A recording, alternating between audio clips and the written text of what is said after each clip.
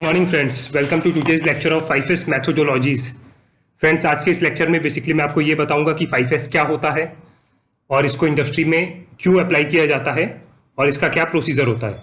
So friends, before starting this lecture, अगर आपको मेरे लेक्चर्स अच्छे लगते हैं तो मेरे चैनल को सब्सक्राइब कीजिए और जितना ज़्यादा पॉसिबल है उतना ज़्यादा वीडियोज़ को लाइक कीजिए और अपने फ्रेंड्स से शेयर कीजिए। फ्रेंड्स, मेरे जितने भी लेक्चर्स हैं उनसे रिलेटेड पीडीएफ्स मेरे डिस्क्रिप्शन बॉक्स में अटैच हैं। सो जिसको भी वहां से डाउनलोड करना हो वो इजिली जाके डाउनलोड कर सकता है। सो फ्रेंड्स, सबसे पहले हम बात करते हैं कि 5S होता क्या है। So friends, 5S is a manufacturing tool that improves the workplace efficiency. ये एक मैन्युफैक्चरिंग टूल है जो आपका वर्कप्लेस पे एफिशिएंसी को इम्प्रूव करता है और वेस्ट को रिड्यूस करता है।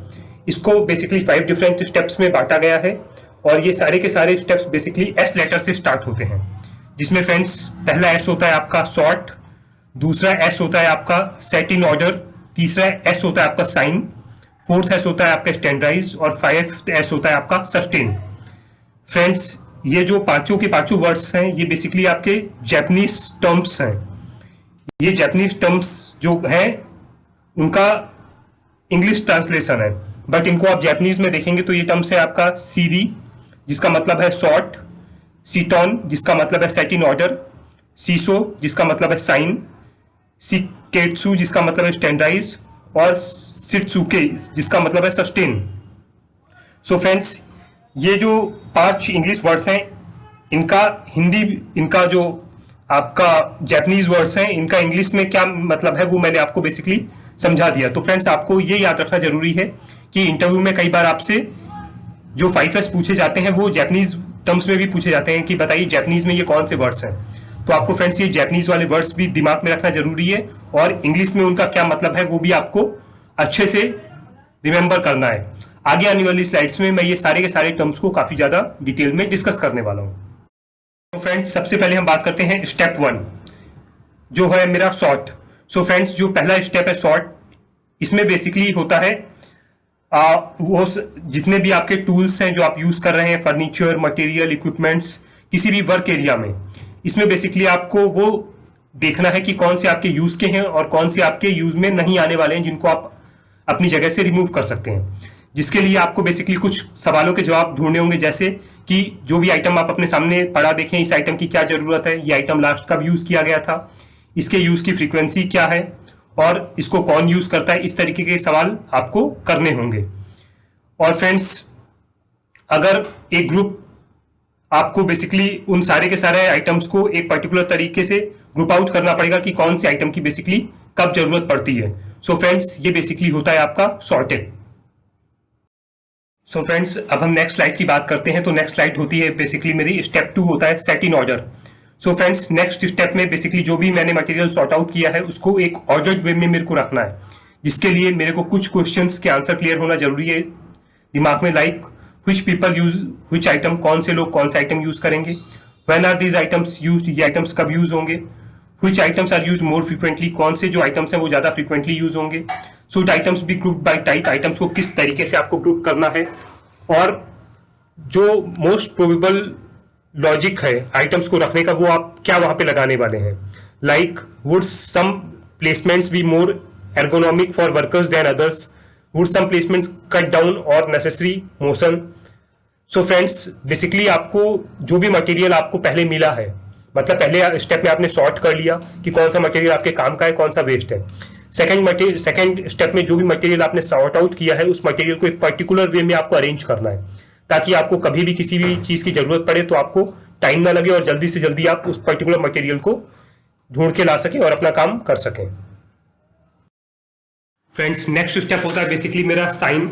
सो फ्रेंड्स, साइन बेसिकली आप अगर इंग्लिश वर्ड के टर्म से आप समझे तो साइन होता है बेसिकली चमकना। फ्रेंड्स, साइन की जो ये थर्ड है स्टेप साइन, इसमें बेसिकली हम फोकस करते हैं sweeping, mopping, dusting, wiping down surfaces, putting tools materials away. And second friends, अगर हम इंडस्ट्रियल पॉइंट ऑफ व्यू से देखें तो ये प्रॉपर हाउसकीपिंग को छोड़ के इसमें बेसिकली जो पीएम होता है आपका प्रिवेंटिव मेंटेनेंस, उस पर काफी ज्यादा फोकस किया जाता है।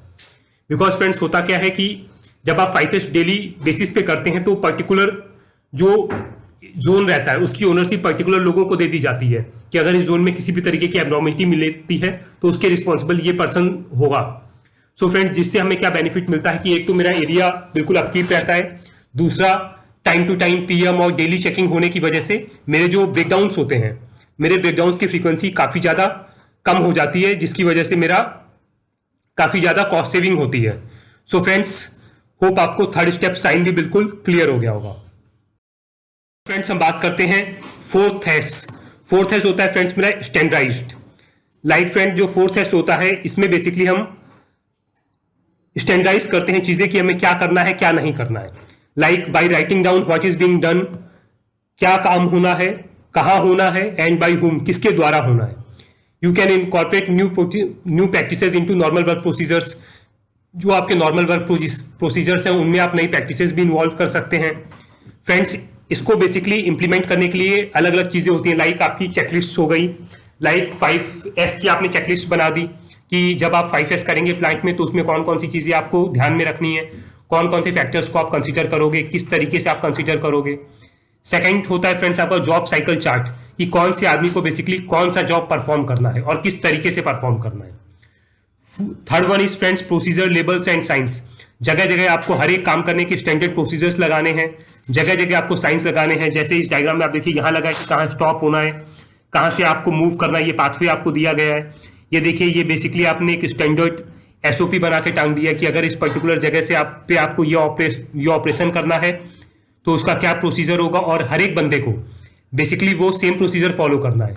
इसका मतलब होता है कि आपने चीजों को स्टैंडर्डाइज कर दिया है ताकि हर आदमी एक ही तरीके से हर एक चीज फॉलो कर रहा है। नेक्स्ट फ्रेंड्स होता है बेसिकली आपका सस्टेन। लाइक हमने सारे स्टेप्स फॉलो कर लिए, बट अभी तक जो भी चीजें हमने की हैं, लाइक आपने शॉर्टनिंग किया है, आपने इसके बाद में स्टैंडर्डाइज किया है, इसके बाद में साइन किया, तो ये सारी के सारी जो भी स्टेप्स, सारे स्टेप्स हमने फॉलो किए हैं, ये सारे के सारे स्टेप्स आपको आगे सस्टेन भी करना है। ऐसा ना हो कि आपने आज की डेट में ये सारे स्टेप किए और कल से आप फिर करना छोड़ दो। सो फ्रेंड्स, ये थोड़ा ध्यान रखिएगा। जो फाइनल स्टेज होती है वो होता है आपका सस्टेन, मतलब एक डिसिप्लिन्ड वे में जो भी आपने अभी तक किया उसको फॉलो करना। Sustain means a former rigorous review programme to ensure that the benefits of the approach are maintained.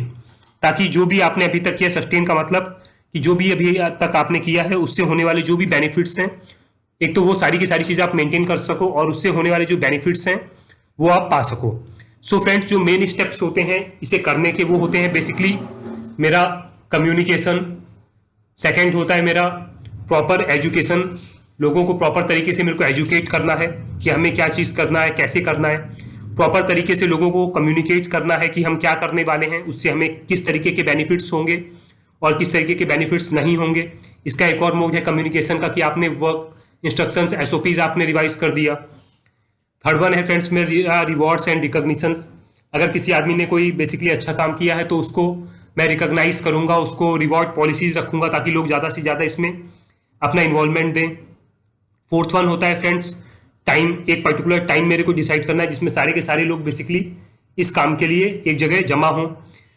Fifth one is friends structure, एक प्रॉपर तरीके से मेरे को स्ट्रक्चर बनाना है ताकि अगर किसी पर्टिकुलर आदमी ने किसी तरीके का ऑब्जर्वेशन लिया है तो वो ऑब्जर्वेशन उसको किस तरीके से रिपोर्ट करना है, उसके ऊपर कौन सा आदमी एक्शन लेगा, किस तरीके का एक्शन लेगा, और उस एक्शन पे बेसिकली कौन उसको कंपाइल करेगा कि वो एक्शन आपका कंप्लीट हुआ है या फिर नहीं हुआ है।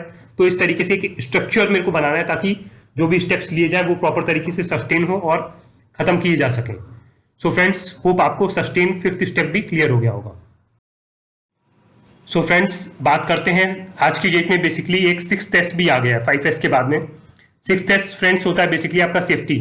जैसा कि आप सबने देखा होगा कि हम कितना भी अच्छा प्लान चला लो, कुछ भी आप कर लो, बट अगर एक सेफ्टी से रिलेटेड एक कोई भी इंसिडेंट हो जाता है तो वो आपकी पूरी की पूरी कंपनी की इमेज को बुरी तरीके से डैमेज कर देता है, जिसकी वजह से उसका फाइनेंशियल लॉस और मार्केट में बहुत बुरा इंपैक्ट पड़ता है। सो फ्रेंड्स, जो भी आपने 5S की एक्टिविटीज प्लान की हैं वो सारी की सारी करते टाइम आपको सेफ्टी को सबसे ज्यादा ध्यान में रखना है ताकि किसी भी तरीके से सेफ्टी रिलेटेड कोई भी इंसिडेंट नहीं होना चाहिए, चाहे वो माइनर हो चाहे वो मेजर हो। और जितना ज्यादा हो सके उतना ज्यादा बेसिकली आपको नियर मिसेस रिपोर्ट करने हैं, बिकॉज जितने ज्यादा आप नियर मिसेस रिपोर्ट करते हैं उतने ही ज्यादा आप लोगों की जागरूकता बढ़ाते हैं और सेफ्टी रिलेटेड इंसिडेंट्स आपके प्लांट के कम होते जाते हैं, जिसकी वजह से आपकी कंपनी को काफी ज्यादा बेनिफिट्स होते हैं। सो फ्रेंड्स, आपको 6th S पे भी काफी ज्यादा फोकस करना है। सो फ्रेंड्स, आज के लेक्चर में बेसिकली इतना ही। कल के लेक्चर में मैं आपको ये बताऊंगा कि रोटेटरी वैक्यूम ड्रायर क्या होता है और वो किस तरीके से काम करता है। So friends, till then, goodbye, have a nice day.